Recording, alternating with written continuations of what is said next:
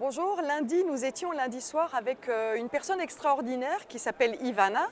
Ivana a parcouru depuis Milan jusqu'à Bruxelles des dizaines, centaines de kilomètres à pied pour venir nous sensibiliser à la question de la pauvreté en Europe. Aujourd'hui, 122 millions de personnes vivent en dessous du seuil de pauvreté. 27 millions d'enfants sont aujourd'hui aux frontières de cette pauvreté aujourd'hui en Europe.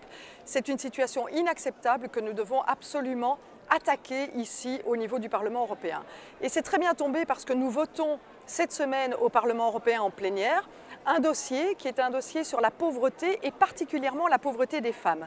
Parce que s'il y a 122 millions de personnes qui vivent au seuil de pauvreté, eh bien il y a plus de femmes, 66 millions de femmes sont aujourd'hui touchées par la pauvreté en Europe.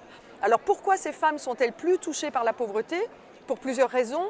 La première, c'est qu'il y a toujours des discriminations à l'embauche à l'égard des femmes et donc elles ont moins accès à l'emploi.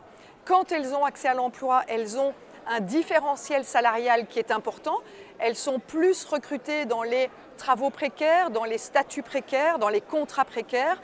Elles sont aussi plus souvent femmes monoparentales, c'est-à-dire en charge de leur famille, elles seules, avec leurs enfants, ce qui entraîne aussi la pauvreté des enfants. Aujourd'hui, plus de 27 millions d'enfants, comme je le disais, sont au seuil de pauvreté.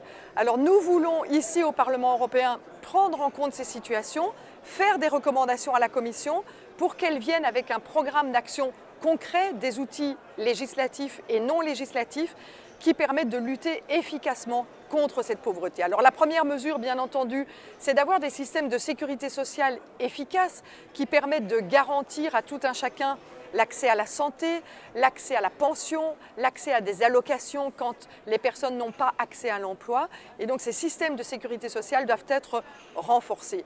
Nous voulons aussi qu'il y ait une garantie enfant, c'est-à-dire que là où il y a des situations critiques pour les enfants en pauvreté, eh bien que nous puissions avoir l'Europe qui vienne avec un fonds européen soutenir ces situations. Nous avons par exemple la garantie jeunesse pour les jeunes qui sont en décrochage aujourd'hui en Europe. Eh bien nous voulons la même garantie en ce qui concerne les enfants pour garantir à tous les enfants européens la possibilité d'avoir accès à un enseignement gratuit, à une nourriture de qualité, à des soins de santé et à tout ce que les enfants ont droit aujourd'hui en Europe.